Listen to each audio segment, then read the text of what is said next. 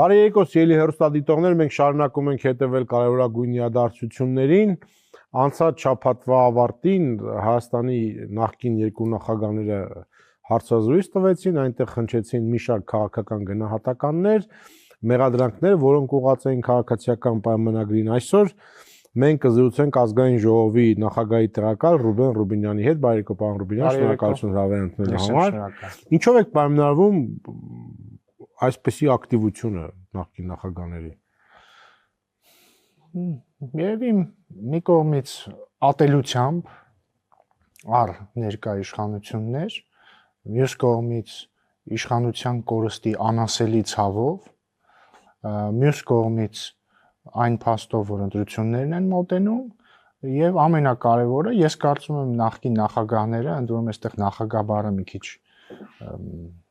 ինչ ասեմ, պայմանական են կիրառում, որովհետև այդ ձեր նշած երկու անձին երբեք չեն ընտրվել Հայաստանի նախագահ արդար ընտրություններով։ Իրենք եւ իրենց նախորդող առաջին նախագահ, որը մեկ անգամ ընտրվել է նախագահ արդար ընտրություններով, կարծես մրցավազքի մեջ են, թե ով ավելի դավաճանական բան կասի, ով ավելի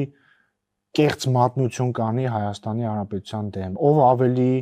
պատկերավոր կերպով Հայաստանին կմեղադրի պատերազմ սկսելու մեջ, ով ավելի պատկերավոր կերպով Հայաստանին կմեղադրի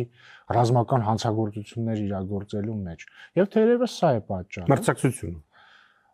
Դե ասացի, համախումբ է պատճառների, նաև չեմ բացառում, որ նաև աշխարհակահաղական կոմպոնենտ կա, այսինքն իրենք հայտնի է, չէ՞, որ տարբեր հայտնի ուժերի խոսափողն են Հայաստանում, եւ պարզ է, որ պիտի այդ ուժերի ցանկացած նարատիվները տարածեն եւ հատկապես Քոչարյանի դեպքում դա ակները չնայած ինչի մենակ Քոչարյանի, Սարգսյանի դեպքում շատ լավ, կանք վերջից, հա, Քոչարյանի հարցազրույցից պատերազմը դուք եք հրահրել։ Դե սա նորություն չի, իդեպ պետք է խոստովանեմ, որ առաջընթաց կա Քոչարյանի խոսույթի մեջ, առաջ ասում էր պատերազմը հայերն են հրահրել, հիմա ուղղակի ասում եմ պատերազմը Հայաստանն է հրահրել, առնվազն իրեն հայությունից դուրս չի դնում այս անգամ, գովելի է, բայց շատ, այսինքն ավելացնելու շատ բան չկա, էլի։ Մենք ունենք մարդ, որը զբաղեցրել է երկրի ղեկավարի պաշտոնը եւ որը անթաքույց իր երկրին մեղադրում է պատերազմ հրահրելու մեջ։ Հիմա թող մարդիկ գնահատականը տան, սա ձեր իշխանության։ Չէ, երկրին ասում եմ, այն ժամանակ ընդհանրապես ոչ միայն երկրին, այլ ժողովրդին էր մեղադրում, ասում էր հայերը, կարծես ինքը հայ չի։ Բայց ինքը հիմա երկրին է մեղադրում եւ թող մարդիկ դատեն, նորմալ է, որ մարդը երկրի ղեկավար է եղել,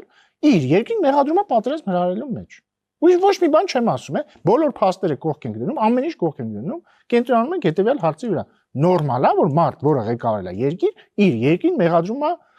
պատերազմ հրահրելու մեջ։ Ղեկավարելն էլ մի կողմ թողենք։ Ընդհանրապես նորմալ է, որ որևէ Հայաստանի քաղաքացի Հայաստանին մեղադրի պատերազմ հրահրելու մեջ։ Ես կարծում եմ նորմալ է։ Բայց ինքը գտնում է դու կարել եք սխալի հետևից, որի արդյունքում եղել է պատերազմ։ Այդ չէ, մի վարքան, տարբեր ձևակերպումներ են։ Մի բան է, երբ որ մեկը ասի, օրինակ, չգիտեմ, ես կարծում եմ, որ իշխանությունները բավարար ջանք չեն գործադրել կամ գնացել են սխալ պատճառով եւ հետեւաբար չեն կարողացել կանխել պատերազմը։ Սա փաստարկա, որը էլի ես չեմ ընդունի,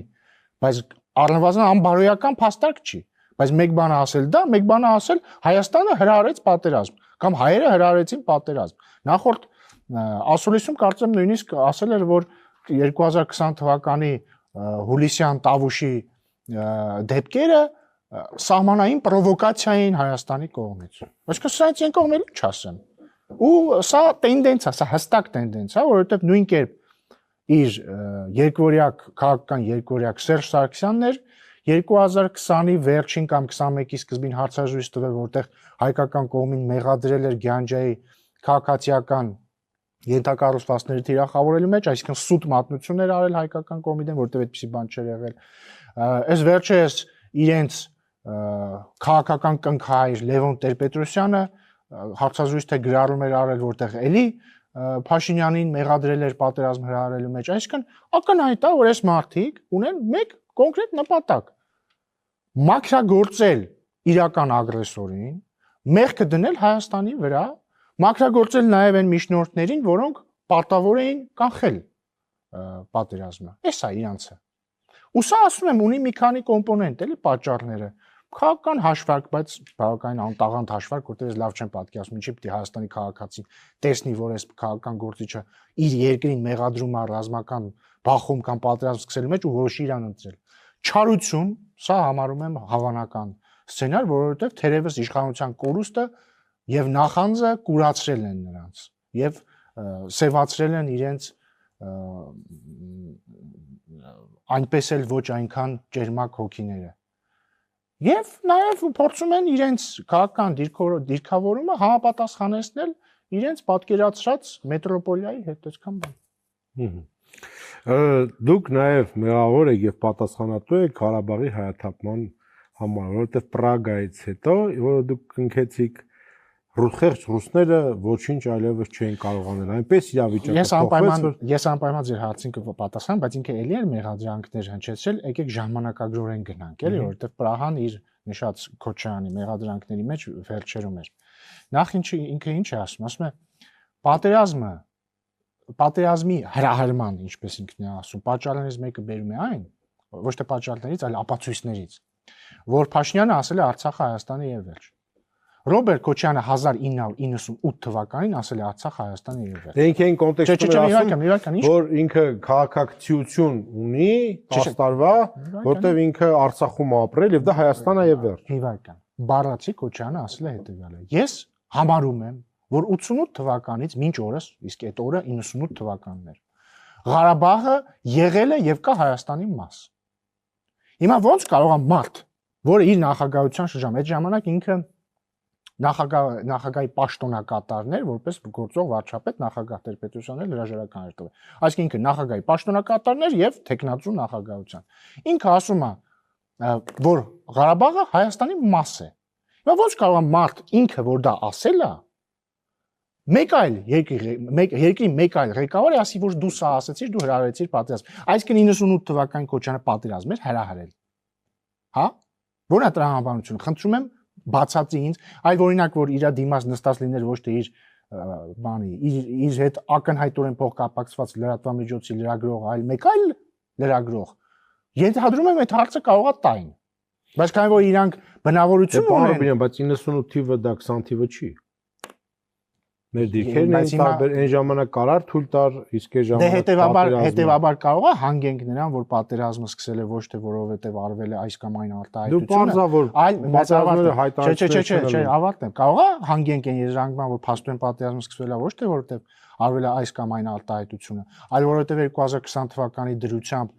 ռազմական բալանսը այնպես էր խախտվել, որ պատերազմը դառել էր հնարավոր։ Կարող է հանգենք այն եզրակացության, որ օրինակ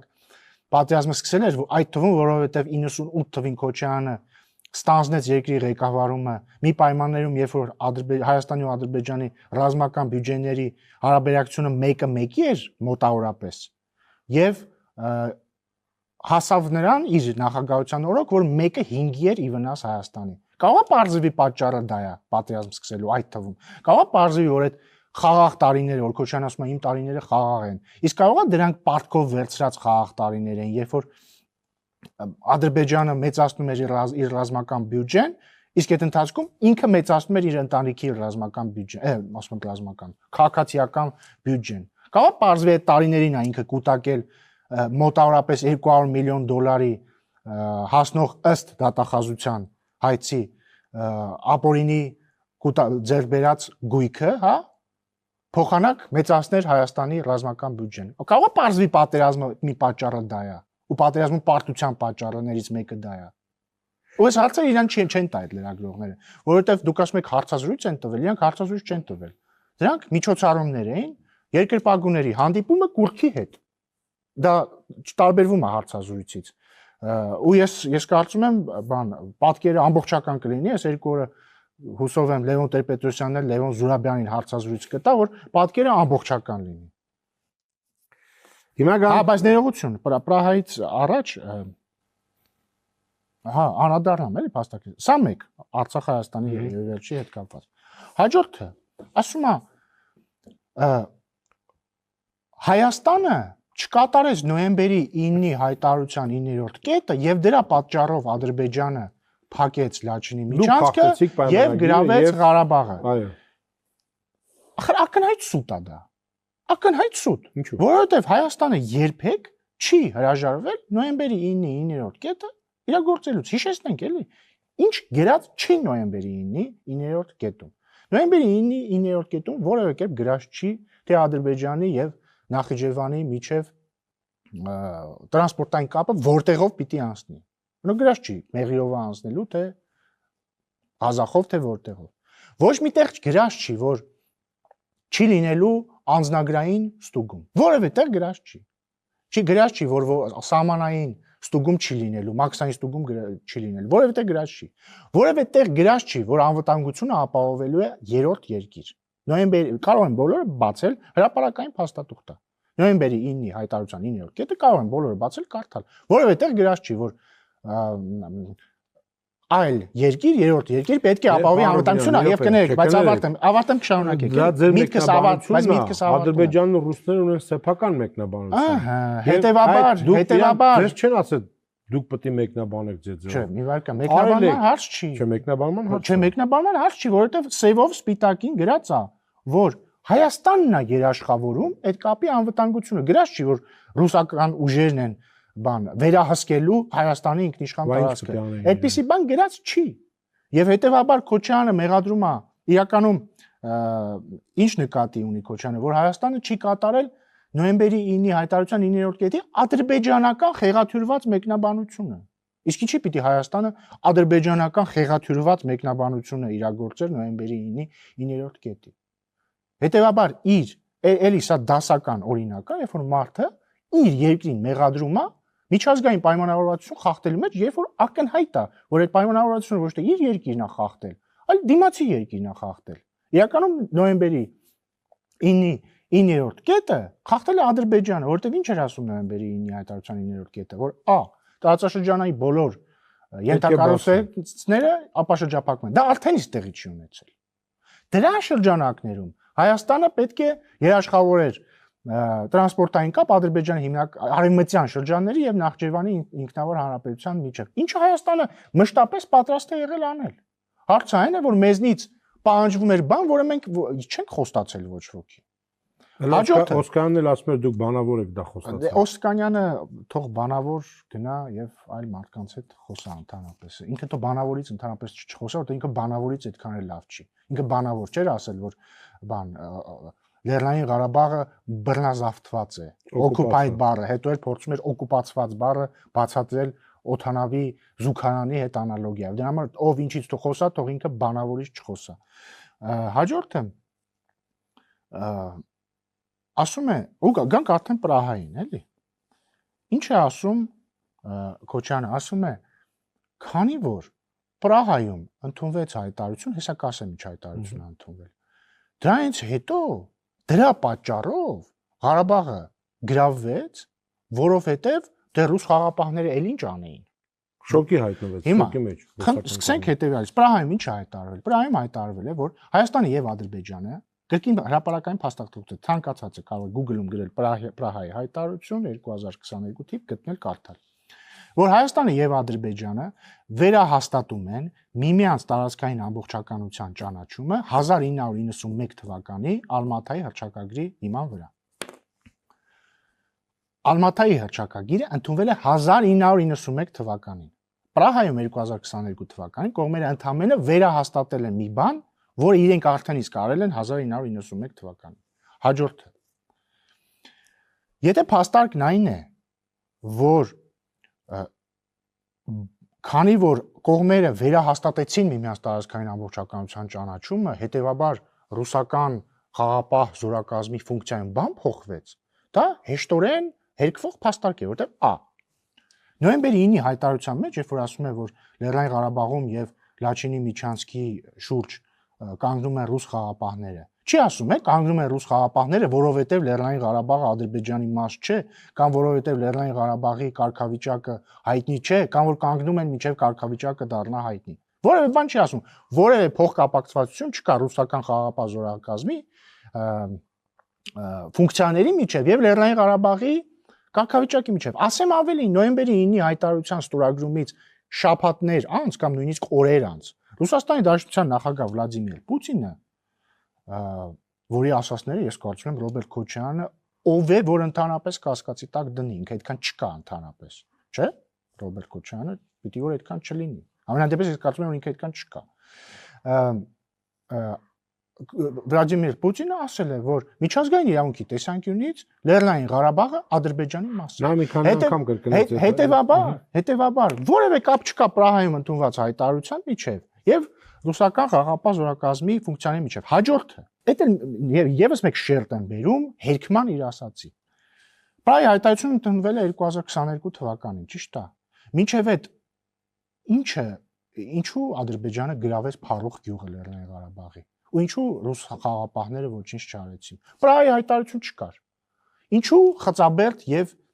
հին թաղեր գյուղերը գրավվեցին։ Պրահայի հայտարարություն չկար ընդհանրապես։ Ինչու գրավվեցին դրանք։ Ինչ կապ ուներ։ Այսինքն, եթե փաստարկներն որ Պրահայի հայտարարությունը ընդունվեց դրանից հետո ռուս խաղաղապահները ոչինչ չէին կարող անել, բայց այն ժամանակ ինչու ոչինչ չէին կարող անել։ Եթե փաստարկն այն է, որ 23 թվականին Ուկրաինայում պատերազմ էր, Փարուխը գրավելուց պատերազմ չէր Ուկրաինայում, Խծաբերդ հին թաղերը գրավելուց բան չէր, պատերազմ չէր։ Նրանք քաշվեցին ենկոմ եւ եկան ադրբեջանցիները։ Հետևաբար, այսինքն սա կեղծ փաստարկ է ընդհանրապես եւ ամենակարևորը։ Պրահայի հայտարարությունից հետո, չեմ հիշում կոնկրետ ինչքան հետո, բայց օրեր կամ ամիսներ հետո Սոչիում տեղի ունեցել երրակողմ հանդիպում Փաշինյան, Պուտին, Ալիև, որի արդյունքներում ընդունվել է երրակողմ հայտարարություն։ Սոչիի հայտարարություն կրկին հրապարակային փաստաթուղթ է, բոլորը կարող են գտնել, կարդալ, որի մեջ կողմերը կարևորում են ռուս խաղաղապահ զորակազմի դերը Լեռնային Ղարաբաղում։ Այսինքն Պրահայի հայտարարությունից հետո ֆիքսվել է, որ ռուս խաղաղապահները միևնույն է ֆունկցիա ունեն Լեռնային Ղարաբաղում, հետեւաբար որևէ բան չի փոխվում Պրահայի հայտարարությունից հետո խաղաղապահների ֆունկցիաների կամ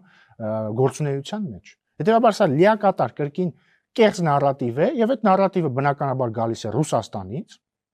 որովհետեւ պարզ է, չէ՞ որ դուք լսած կլինեք Ռուսաստանի արտգործնախարարության հարգարժան ներկայացուցիչ ներկայացուցիչի անունը չտանք, կարևոր չի, հայտարարությունները, չէ՞, ինքը պետք է իրանց մի ձև բացատրեն, չէ՞, լավ, ոնց է որ էթնիկ զտում է տեղի ունենում, իրենց խաղաղապահների ներկայությամբ ու իրանք ոչինչ չեն անում։ Պարզ է, չէ՞, որ պիտի մեղքը գցեն Հայաստանի վրա։ Հիմա Ռոբերտ Քոչարյանն էլ ընդամենը այդ նարատիվների խոսափողն է։ Այդքան բան։ Իդեպ լսեցի ինքը ասում է այդ հարցազրույցում ասեց Արադ Միրզոյանը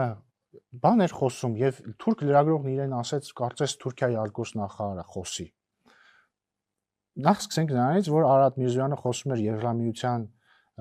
հետ եւ միևնույն ժամանակ Եվրամիության հետ եւ Շանհայեն կազմակերպության հետ հարաբերություններ ակտիվացնելու վերաբերյալ եւ այդ կոնտեքստում թուրք լրագրողը ասում էր նման է նրան թե ինչպիսի դիրքորոշում ունի Թուրքիայի արտգործնախարարությունը տարբեր կողմերի հետ դիրքորոշումներ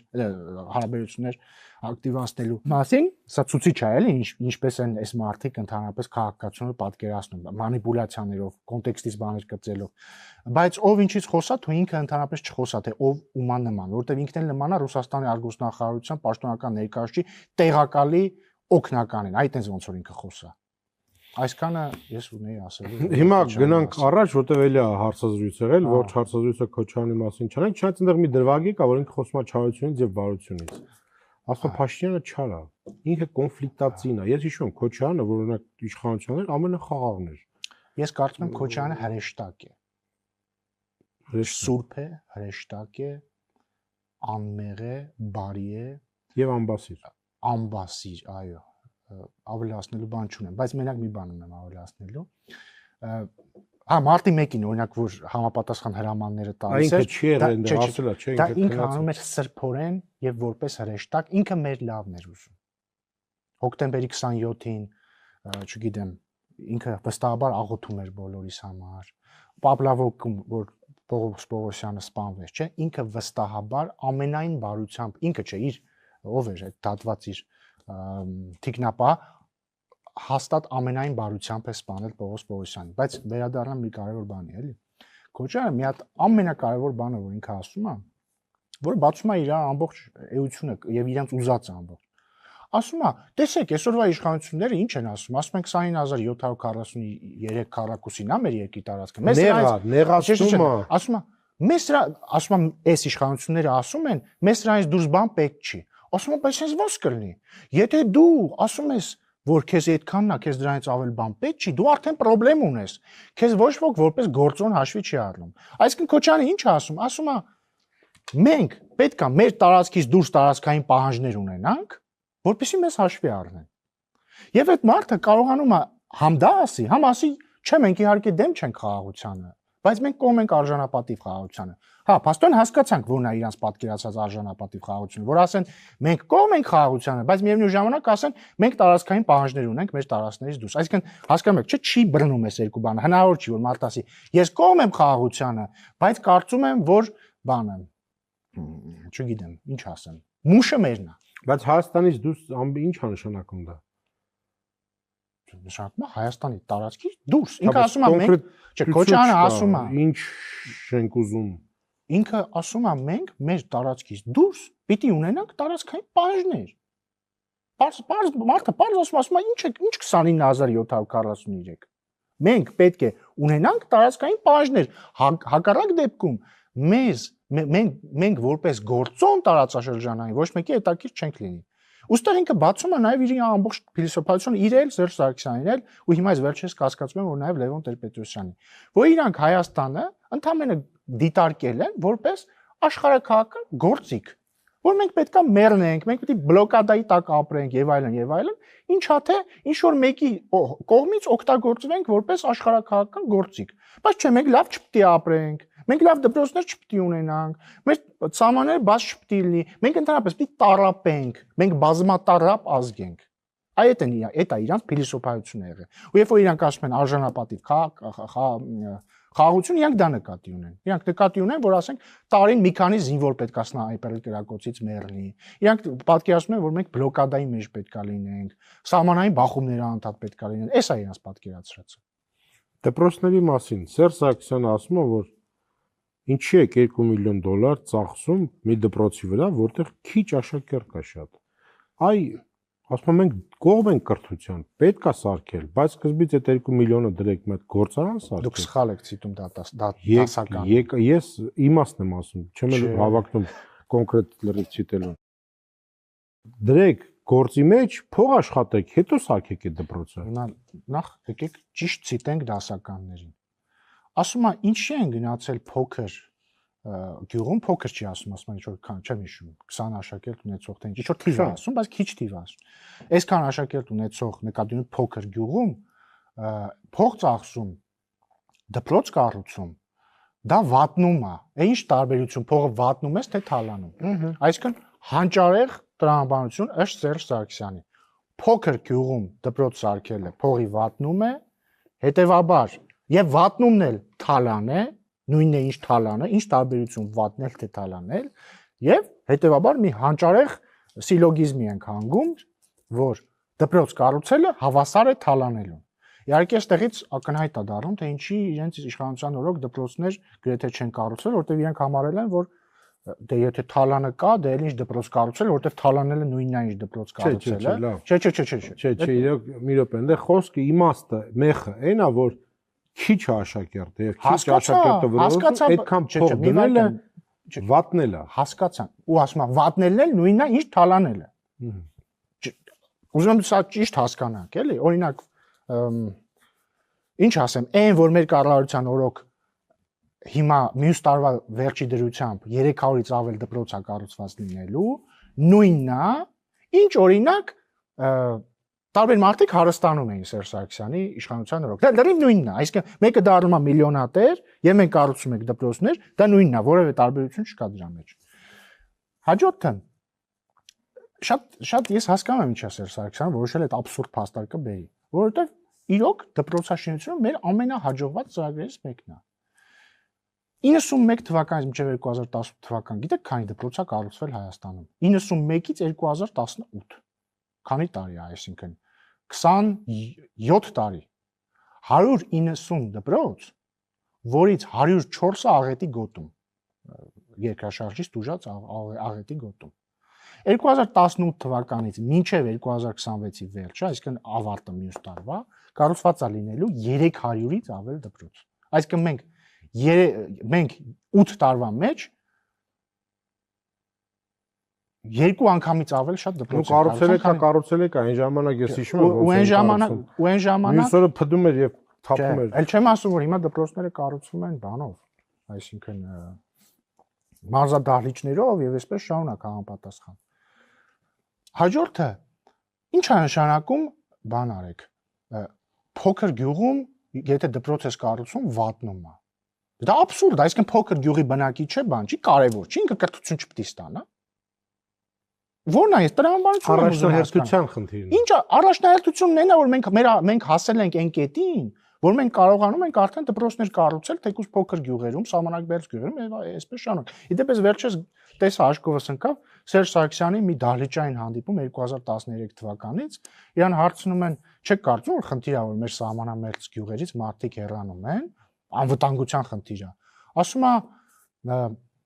Չէ, ճիշտն ասած այդքան էլ չի անհանգստացնում ինձ դա, որովհետեւ Մենք ասում ենք Երևանի դպրոցները չսարքած։ Ասում է ինձ այդքան էլ չի անհանգստացնում դա, որովհետեւ նախ դե հիմա Սարի գլխին գյուղ է, իրանք կարան ոչինչ, թող իշնեն ներքևի գյուղը, որտեղ գազ կա, ջուր կա, դպրոց կա, թող այդտեղ գան։ Մենք պետք է առաջնահերթություններով շարժվենք։ Երևանում գյուղ կա, որ չի ջերացում։ Հիմա հասկանում եք ի տարբերություն Սերժ Սարգսյանի, մեր առաջնահերթությունները այնտեղ են հասել, որ մենք արդեն չենք մտածում Երևանի դպրոցի մասին կամ նույնիսկ ոչ լեռնային գյուղի մասին։ Մենք արդեն հասել ենք լեռնային գյուղեր, սահմանամերձ գյուղեր եւ այսպես շարունակ։ Ու դրա համար պետք է մեզ չեմ ասում գովել, պետք է ընդունել դա որպես դրական բան, այլ ոչ թե փորձել մարտնչել պարզ մարդկային տրամաբանության հետ, ինչը Սերժ Սարգսյանը փորձում է անել։ Իդեպ փորձում է անել, ես ոնց հասկանում եմ, դա նույնիսկ իր օրիգինալ միտքը չի, դա Նարեկ Կարապետյանի դա իր նախկին աշխատակազմի ղեկավարի որդուց է ինքը վերցրել այդ միտքը Նարեկ Կարապետյանից։ Գիտեք, չէ՞, Նարեկ Կարապետյանը Սերժ Սարգսյանի աշխատակազմի նախկին ղեկավարի որդին է։ ՀԿ խմբակցության ղեկավարի որդին է նախկին, որը որևէ կապ չունի Սերժ Սարգսյանի հետ։ Իսկ նայեցիք Տակեր Կարլսոնին։ Չէ։ Ինչու։ Չգիտեմ, հետաքրքիր չէր։ Իդեպ Սերժ Սարգսյանի բան ոդկասթն էլ չեմ նայել, որովհետև ինձ թվում էր Սերժ Սարգսյանը ավելի վատ բան մեզ հետ չի կարող անել, քան իր 10 տարվա նախագահությունը, բայց որոշեց գա մի հատ էլ 7 ժամանոց ոդկաստ տա, ինձ թվում է ինքը որոշել է պատժել բոլորիս, բայց կդիմանանք մի ձև։ Շնորհակալություն։ Ես եմ շնորհակալ։ Սիրելի հեռուստադիտողներ, մենք հրավիրում ենք նաև նախագահների կողմնակիցներին հյուր որ բացատրեն իրենց տեսակետից։ Նախագահներին հրավիրեք, ինչ չի։ Հրավիրում ենք, դե չեն գալի, հիմա որ չեն գալի, հո մենք դատախազ չենք որ կարողանանք բեմա ենթարկենք։ Եվ Նարեկ Կարապետյանին ես մի անգամ զրուցեցի վերջինիս հետ, ինքը ասեց մի քիչ փորձառություն ձեռք բերի եւ կգա, հիմա Տակեր Կարլսոնից հետո ինձ թվում է ինքը բավարար փորձառություն ունի հանրային հարցազրույցի համար եւ հրավիրում ենք նաեւ նախագահներին թող Լարայից կտրվեն եւ փորձենք մի քիչ ավելի լուրջ հարցազրույց անել, քան մենախոսությունը։ Կհանդիպենք, ցտեսություն։